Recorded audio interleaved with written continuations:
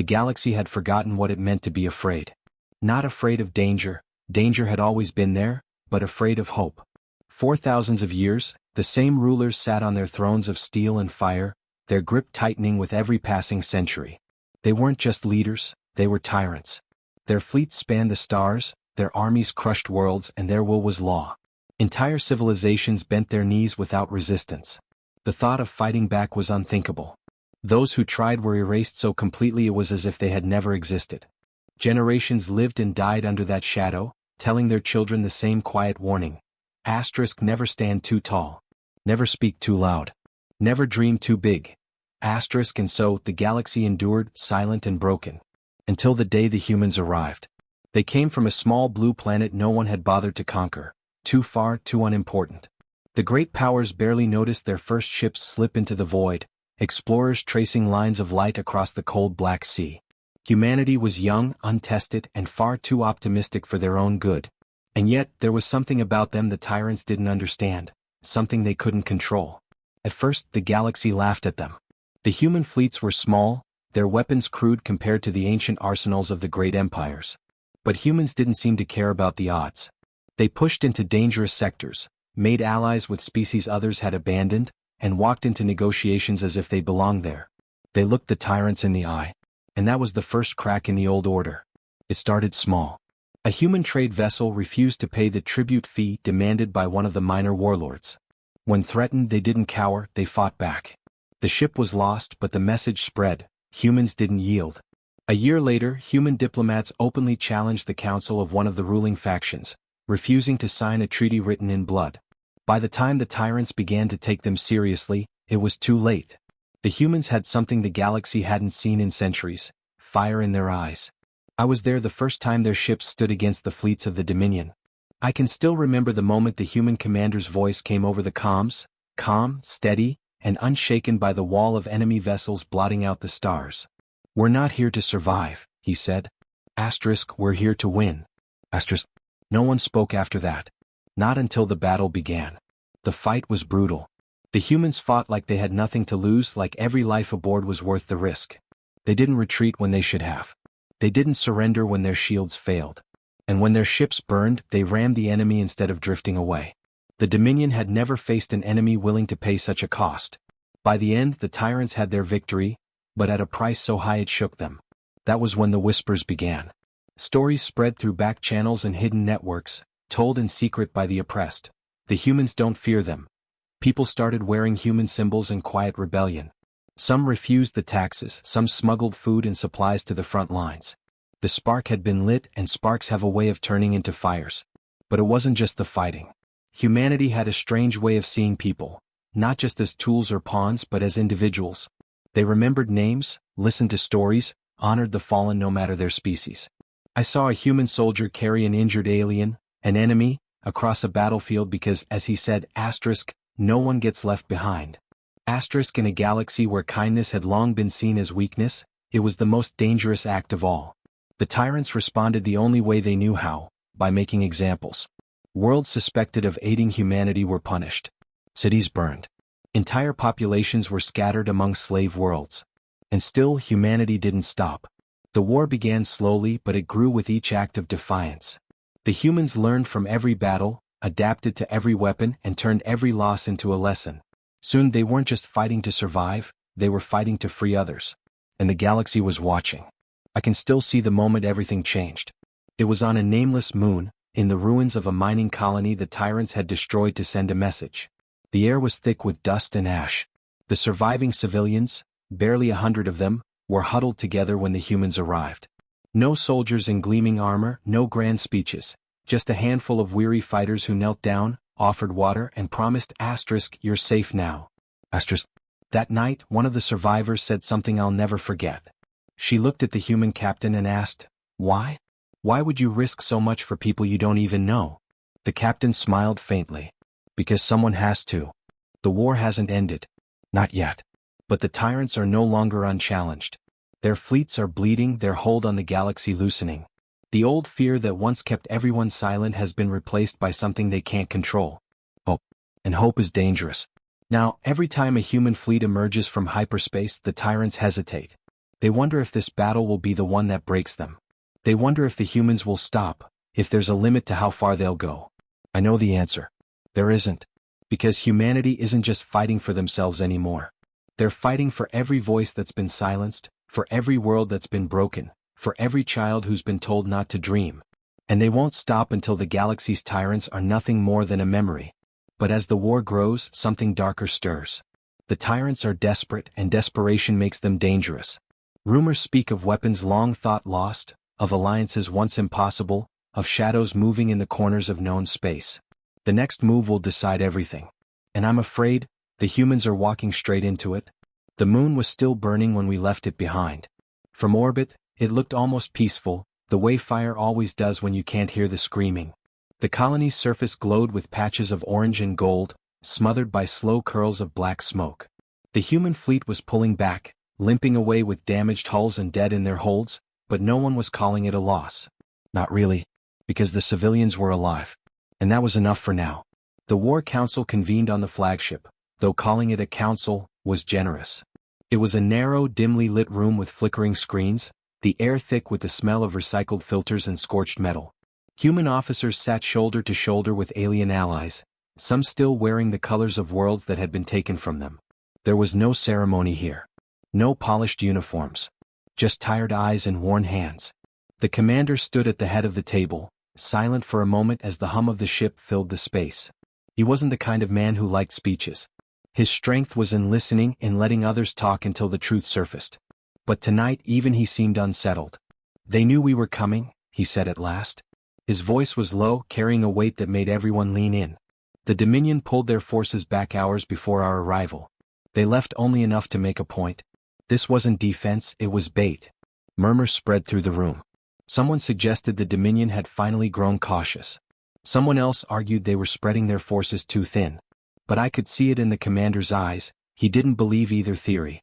"They wanted us to see what they'd done," he continued. "They wanted us to carry that image with us." His gaze swept the table. "The question is, why?" No one had an answer. And that silence was worse than any bad news. In the days that followed, the fleet moved carefully. Scouts slipped ahead into uncharted systems, mapping routes, watching for ambushes. Every quiet sector felt wrong, like walking through a house you know is occupied but hearing no footsteps. The Dominion had always been ruthless, but they'd also been predictable. Now, it felt like something had shifted. Between missions, I spent time with the soldiers. You learn a lot about people when the adrenaline fades and they're left with the quiet.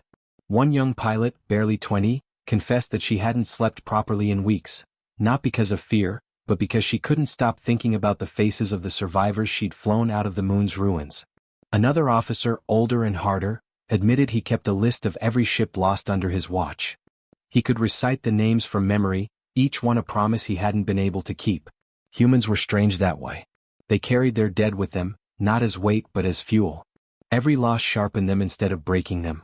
I'd seen other species collapse under far less. And yet, even in the heaviness, there were moments of life. In the mess hall, laughter still rose from a corner table where engineers swapped absurd stories about jury-rigged repairs. In the med bay, a soldier missing an arm joked about needing a better warranty on his limbs. It was this refusal to be swallowed by despair, that unnerved the Dominion the most. But the whispers kept coming. Reports filtered in from deep space. Small outposts going dark, supply routes vanishing from the charts, strange readings in regions untouched for centuries. There was talk of old weapons, machines that had been outlawed by the ancient treaties. Some said the Dominion had found them. Others claimed something worse was hunting them. On the third week after the moon, a scout ship returned with footage that froze everyone. Grainy, half-corrupted visuals showed a dead world, its surface torn apart as if by some colossal hand.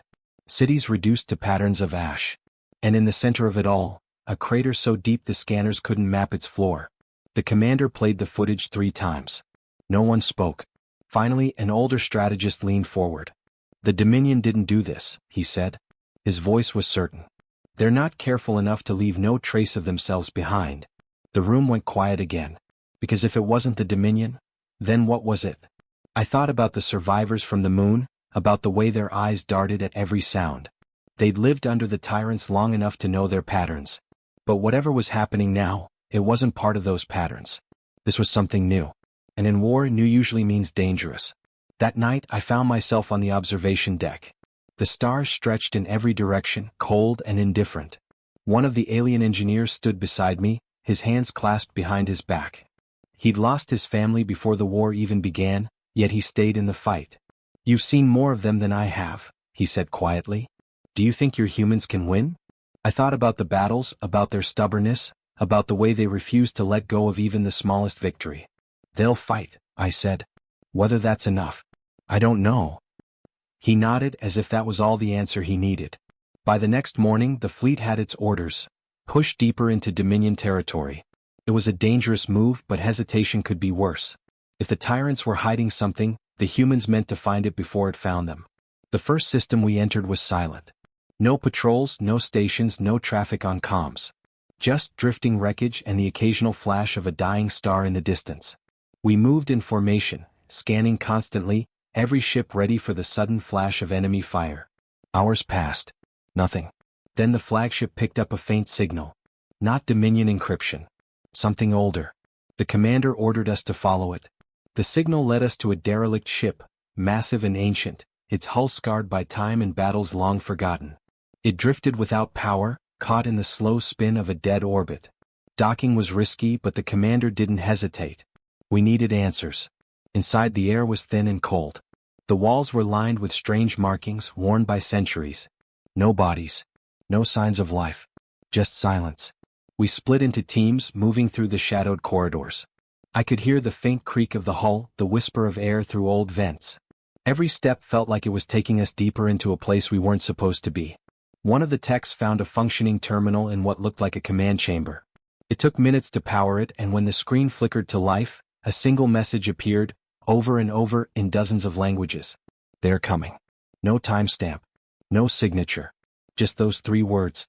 The commander stood over the console, his jaw tight. "Download everything," he said. "Now." But before we could finish, the ship shuddered. A low, deep sound rolled through the walls, like distant thunder in the vacuum. And then, faint at first, came the echo of movement in the corridors we had already passed. Something else was here. We didn't see it. Not clearly. Just glimpses, shadows slipping around corners, the sound of metal under strain, the hiss of air through unseen vents. Every instinct told me to run. We did. Back aboard our own ship, the commander ordered immediate withdrawal. The derelict was left behind, spinning slowly into the dark. No one spoke of what we'd heard. But everyone knew, this war wasn't just between humans and the tyrants anymore. Something else had joined it. And whatever it was, it had been waiting a long, long time. The fleet didn't sleep after the derelict.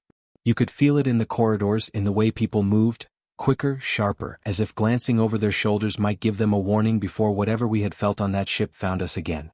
The commander called for constant readiness drills. No warning. No schedule. At any moment the alarms would blare, and we'd scramble into our stations, hands sweating on the controls. It wasn't just the Dominion anymore. Every shadow between the stars felt like it might be hiding them. And yet, the war didn't slow. The humans kept pressing forward, deeper into the Dominion's territory, pushing them back system by system. But it wasn't the kind of victory that felt safe. The enemy wasn't meeting us head-on as they used to. They were falling away, retreating, leaving worlds abandoned. It was too easy. Every win felt like walking into the next trap. I saw the change in the soldiers. At first, there had been celebration after each battle. Shared meals, music in the mess, the kind of relief that comes from living through another day. Now, the victories were met with quiet nods and grim preparation for whatever came next. The smiles were fewer. The silence was heavier. The rumors about the derelict's message spread fast. "They are coming." No one knew who they were. Some thought it was an old enemy the Dominion had kept locked away. Others whispered it was something far worse, something the Dominion themselves feared. And every time a ship vanished from patrol or an outpost went dark, the whispers grew. On the 36th day after the derelict, the fleet intercepted a transmission. It wasn't Dominion code, but it wasn't ours either. The voice was distorted, shaking with static, but the urgency in it was clear. "They're not just coming," it said. "They're already here." The signal cut before we could trace it. The commander didn't wait. We altered course toward its origin, a remote system on the edge of a sector the Dominion had abandoned. No traffic. No patrols. Just a faint beacon pulsing from a frozen planet locked in the light of a dying star. When we dropped from hyperspace, the system was wrong. It felt wrong. The scanners picked up shapes, but they flickered in and out like shadows and fog. The planet's surface was scarred in lines too precise to be natural, like something had carved through it with impossible precision. We sent a small team down. The wind screamed across the ice fields as we landed. The structures we found weren't Dominion-built, they were older, far older. Towers half buried in snow, walls made from metals no scanner could identify, strange patterns cut deep into the stone. It felt less like a city and more like a warning carved into the planet itself. Inside the largest tower we found what remained of the beacon, a device still pulsing faint light. But it wasn't broadcasting coordinates. It was broadcasting a map. Not of this system, but of hundreds of others. Systems scattered across the galaxy. And all of them marked with the same red symbol. We didn't have time to study it. The ground trembled.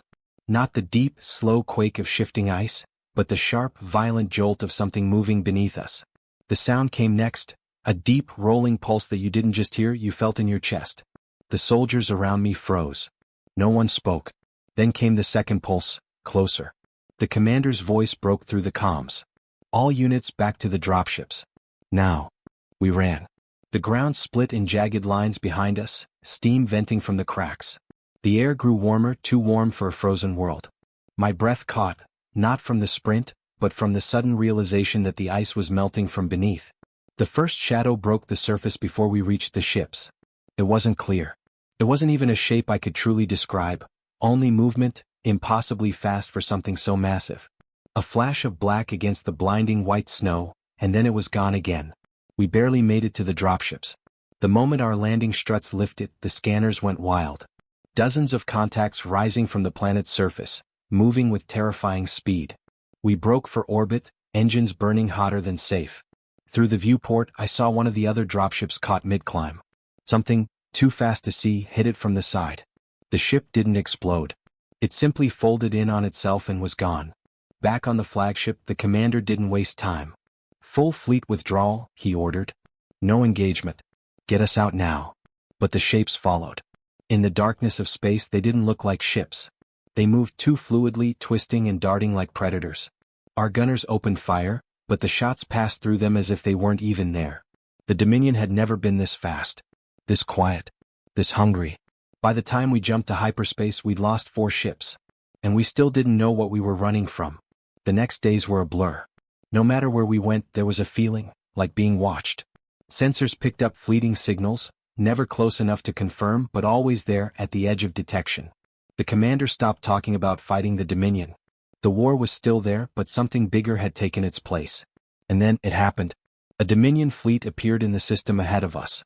It should have been the fight we'd been preparing for, a chance to hit them hard. But they didn't fire. They didn't even move into attack formation. Instead they sent a single message. They're here. Before we could answer, their fleet turned and burned toward the edge of the system. Not toward us, away from something else. The commander's face hardened. Track what they're running from, he ordered. The scanners lit up. A wave of contacts. Not ships. Not anything that belonged to the Dominion. Moving faster than our engines could match. Headed straight for us. The fleet shifted into battle positions. Alarms blared. Every screen showed the same image, hundreds of incoming signatures. No formation. No order. Just a swarm. People moved faster than I'd ever seen, strapping in, sealing hatches, loading weapons. The mess hall was empty now, the laughter gone. This was the edge of something we didn't understand, and every person aboard knew it. I caught the commander's voice on the comms, steady but heavy with the weight of what was coming. Whatever they are, they've been waiting. And now they've found us. The lights dimmed as power shifted to the shields. Outside, the swarm grew larger on the display, filling the screen with shifting, impossible shapes. And in that moment, with every heartbeat pounding in my ears, I knew, this wasn't just the climax of the war. This was the beginning of something far worse. The first impact hit before the countdown reached 0. The deck lurched under my feet as the first impact rippled through the hull. Warning lights flashed red, alarms shrieked, and somewhere deep inside the ship, metal screamed in protest. But this wasn't like any hit I'd felt before. There was no explosion, no shockwave from a blast. It was as if something had latched on. The swarm didn't fire weapons. They didn't have to. They were boarding. The commander's voice cut through the chaos. All hands, containment protocol. Do not let them reach the core. I moved with the others, heart pounding, trying to shake the feeling that we were already too late. The corridors were a blur of motion, soldiers sealing blast doors, engineers shunting power to the forward shields, medics racing toward already forming triage stations. The sound of weapons charging filled the air, but none of us knew if they would even work. Then the hull groaned again, deeper this time, as if something massive was crawling across it. The lights flickered. The ship shuddered. Somewhere above us, the swarm was peeling back armor like it was paper. The first breach came in the aft section. The security feed lit up with distorted images, shapes forcing their way inside, moving too quickly for the camera to focus. The moment someone fired, the screen went to static. I'd fought the Dominion before. I'd seen what their cruelty could do. But this felt different. This wasn't conquest. This was consumption. I heard a voice over the comm, one of our forward scouts, broadcasting from another ship in the fleet. His tone was sharp with panic. They're not attacking all of us. They're going for something specific. They're ignoring the smaller ships entirely. They want the flag. The transmission cut off mid-sentence. We all knew what that meant. They were here for the flagship. The commander didn't waste a second. They're after something aboard. We move it, we split it, we hide it, whatever it takes. That was when the second twist came. The bridge doors slammed open and a Dominion officer, flanked by two of their soldiers, stepped inside. They weren't here to fight us. Their weapons were lowered. The commander froze. The rest of the crew did too. No one had ever seen a Dominion soldier step onto a human ship without blood on their hands. The officer spoke, their voice sharp and urgent. You have it. The thing they're hunting. Give it to us and we can draw them away. No one moved. The commander's voice was low, dangerous. What is it? The officer's gaze flicked to the sealed vault door on the far side of the bridge. A relic. Older than the Dominion. Older than any of us. You found it in that derelict. My stomach turned. The beacon. The Dominion officer stepped forward, ignoring the tension in the air. You don't understand. This swarm doesn't want to kill you. Not yet. They want what's inside that vault. Once they have it, they won't stop until every world in this galaxy belongs to them. The Dominion can't fight them alone. Neither can you. The ship shook again, harder than before. Panels fell from the ceiling, showering sparks. The sound of tearing metal grew closer. They're already inside, the officer said. You have minutes, maybe less, before they reach this deck. Give it to me. The commander didn't answer right away. His eyes moved between the officer, the vault, and the security feeds showing the swarm cutting deeper into the ship. Sweat traced a line down his temple. Then, over the comm, a new voice broke through, crackling with static but unmistakably human. This is Lieutenant Hale from engineering. Whatever that thing is, it's awake. It's emitting something. We can feel it down here. It's like it's calling to them. The bridge went dead silent. The Dominion officer's face hardened. Then you understand. We can't let it stay here. Hand it over and I'll lead them away from this sector. The commander's jaw tightened. Or you take it and disappear and we never see you again, until it's too late. Before the officer could respond, the hull screamed again. The swarm was on the outer deck. Through the forward viewport, I caught a glimpse, dark, shifting shapes clinging to the ship's surface, dozens of them moving in perfect, predatory unison. The commander turned to us. Arm yourselves. If they want the vault, they'll have to go through us. No one hesitated. The crew took positions, rifles raised, eyes fixed on the doors. The pounding from the corridors grew louder, more frantic, as if the ship's walls themselves were under attack from inside. The Dominion officer moved toward the vault anyway. Two human soldiers stepped into his path, weapons up. Tension crackled in the air like a live wire. Somewhere deep in the ship, something metallic tore free, the sound carrying through the bulkheads. The lights flickered once, twice, then held. The commander's gaze locked on the vault, then on the sealed door behind us where the swarm was gathering. And then the pounding stopped. The sudden silence was worse than the noise. Every muscle in my body was tight, waiting for the first breach. I could hear my own breathing. Then from behind the vault door there was a sound. A slow, deliberate knock. Every weapon shifted toward the vault. The Dominion officer's eyes widened, not in fear but in recognition. They're not outside anymore, he whispered. The commander didn't speak. He just stepped forward, his hand hovering over the vault controls. And in that moment I knew, whatever was inside wasn't just a thing. It wasn't just a relic. It was alive. And it was choosing its side. The commander's hand hovered over the vault controls, his fingers trembling just enough for me to notice. No one spoke. The sound from inside came again, 3 knocks, slow and heavy like something testing the strength of its prison. The Dominion officer's eyes locked on the door as if staring at an old enemy. "They've already made contact with it," he said. "If you open that door you won't be able to control it." The commander didn't look at him. "We're already losing control." The pounding from the outer corridors returned, louder, more violent. The swarm was moments from tearing through. The decision had to be made now. The commander's voice was steady when it came. "If this thing is calling them, maybe it can stop them." He hit the release. The vault door groaned, then split open with a hiss of escaping pressure. Cold air spilled out, carrying a metallic scent, sharp and strange. The lights dimmed as if the thing inside was drawing power from the ship itself. And then it stepped forward. It wasn't a weapon, not in the way I'd expected. It was a figure. Humanoid, but taller than any human, its body made of smooth, shifting metal that caught the light like liquid. Its face was a blank surface that rippled when it moved, as if its features were hidden just beneath. When it turned its head toward the commander, a low sound rolled through the air. Not a voice, not exactly, but a vibration you could feel in your bones. The Dominion officer took a step back. "You've doomed us all." The commander didn't answer. The thing took another step forward, and the pounding from the corridors stopped. Complete silence. The crew exchanged glances, hope and fear tangled together. Then the walls began to shake again, but not from the swarm. From it. The figure raised one hand, and the metal in the walls seemed to respond, stretching, twisting, sealing the doors before the swarm could break through. For a moment it looked like it was protecting us. The commander's eyes met mine. Maybe this could work. Then the figure turned toward the viewport. Outside, the swarm hovered in the void, thousands of them frozen in place as if listening. The figure raised its other hand, and one by one the swarm moved, not away but toward us. Slowly. Deliberately. It wasn't stopping them. It was commanding them.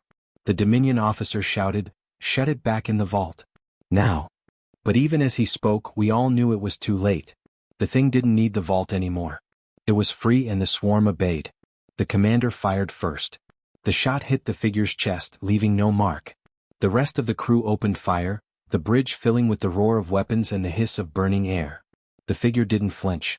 It turned its head toward us, and the lights went out. In the dark, I heard screams, not from pain but from the sudden, crushing pressure in my mind. Images flashed, worlds burning, stars going dark, entire fleets consumed. And in the center of it all, the figure stood, untouched, watching it all happen. The pressure broke as emergency lights flickered back on. The figure was gone. The viewport showed the swarm dispersing into the darkness, vanishing faster than any ship could follow. For a moment the bridge was still. We'd survived. The thing had left. But the commander's face told me it wasn't over. The Dominion officer spoke first, his voice hoarse. "You don't understand. It doesn't just destroy. It chooses. It will build its own empire, and it will start with the strongest." The commander's gaze shifted toward the stars. "Then it's coming for Earth." Silence fell. The crew understood immediately. This wasn't victory, it was the opening move of a bigger war. We'd fought the tyrants. We'd fought the Dominion. And now we'd unleashed something older, something far more dangerous. The swarm had only been its scouts. The commander turned to me. "Send the order. Every human fleet, every ally, we prepare for total defense." I nodded, my hands moving over the console, but my mind wouldn't stop replaying the image burned into me in the dark. That figure standing in the ruins looking at me, not as an enemy, not as prey, as a candidate. And deep down I knew this war had just changed forever. The fight to free the galaxy had become a fight to keep humanity from becoming the very tyrants we swore to destroy. The bridge felt emptier after it left, even though every surviving crew member was still there. The silence wasn't peace. It was the kind that comes after a storm when you know the sea is just holding its breath before the next wave. The commander didn't move from the viewport, watching the stars as if expecting them to rearrange into an answer. Systems were half dead. Consoles flickered. The hum of the engines was weak, uneven. The Dominion officer was the first to speak. "You need to understand, it's not bound to the swarm." That was just its voice. "The real danger is that it learns. It will adapt. It will use you if it sees an advantage." His words hung in the air. Nobody argued, not because we agreed with him but because no one had the strength to. I moved toward my station, scanning the damage reports. Hull integrity was failing in 3 sections, but we could limp back to the relay station. I reported it, but my voice sounded far away, like it belonged to someone else. The commander finally turned, his face drawn but eyes steady. "Get us home. We have messages to send." The journey back was slow, every shadow in the void feeling heavier now that we knew something was out there, something that could silence fleets and bend entire swarms to its will. In the quiet hours I kept replaying what happened. I thought of the vault, of the way it looked at me not with hate but with a kind of calculation. A day before reaching the relay the commander called the crew together. Even the wounded were brought in. "We've spent years fighting tyrants," he said, voice low but carrying. "We fought to end chains, to break the old powers, to give the galaxy a chance at peace. And now we've unleashed something that makes them look small. We can't undo it. But we can be ready." The Dominion officer scoffed softly. "You don't prepare for that. You hide." The commander didn't even look at him. "Humans don't hide." His words carried the stubbornness I'd seen in battle, the same kind that had kept us alive when logic said we were finished. When we reached the relay the message went out to every human fleet, every ally we could still trust. Reports of the swarm disappearing came in from half a dozen systems. Some celebrated it as a victory. They didn't understand. The commander's warning was simple. The challenge battle has changed. The enemy is not the swarm. The enemy is what commands it now.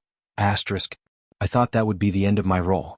I'd send the data, turn over my logs and fade into another assignment. But 2 days later the commander called me to his quarters. He was alone, the Dominion officer gone, probably taken into custody. On the table between us was a small data drive. "You saw how it looked at you," he said. It wasn't a question. I admitted it. "I think it marked you," he continued. "Not for death. For something else. It's going to remember you. And if it comes for us, it may come through you." The thought made my skin crawl, but there was no fear in his voice, only certainty. "I'm transferring you to the Shadow Wing," he said. "Off the books. You'll train, learn, and if it comes again you'll be ready to face it, not as prey but as an equal." I didn't want this. I joined the fleet to defend, not to be singled out by something that could unmake worlds. But I also knew saying no wasn't really an option. We parted with a soldier's handshake. The months that followed were unlike anything I'd known. The Shadow Wing wasn't about numbers, it was about adaptability, about being faster and sharper than whatever came at you. I studied old wars not for history's sake but to understand patterns, to predict choices. And every night, I dreamed of that figure, of the way its featureless face seemed to study me like a puzzle it was determined to solve. Then one morning the commander's voice came through a secure channel. "We've had a sighting," he said. "Outer Rim. It didn't attack, just observed. Then it was gone." I asked what the plan was. He said, "We prepare. Not just to fight it but to prove to it that we are not the kind it can control. This isn't just about survival anymore. This is about showing the galaxy, and that thing, what humanity really is." It was then I realized something. The tyrants we'd fought before had ruled with fear. They'd underestimated humans thinking we'd bend or break. We hadn't. This new enemy was different. It wasn't ruling yet. It was choosing. And maybe, just maybe, we had a chance to shape what it chose to become. The challenge battle wasn't over. It had only evolved. The enemy wasn't just outside. It was in the decisions we made now, in whether we let fear turn us into the very tyrants we swore to destroy. Months later, as our ship drifted along the edge of an uncharted system, I stood at the viewport, scanning the stars. I didn't know when it would come. Maybe next week. Maybe next year. But when it did, I wanted it to see us not as prey, not as candidates, but as something it couldn't command, something it had to respect. Because for too long the galaxy had feared tyrants. Now it would see what happens when humanity fights back, not just with weapons but with will, with unity, with the stubborn refusal to be anything but free. And if that thing was truly as old and dangerous as they said, then maybe it was about to learn a lesson it had never been taught. We don't bow. We don't break. We don't become what we fight. We win. Even if winning takes a lifetime. Even if it costs everything. Because in the end, that's what humanity's greatest strength has always been. Not our ships, not our weapons, but the fire we carry inside. In some battles, that fire is all you need.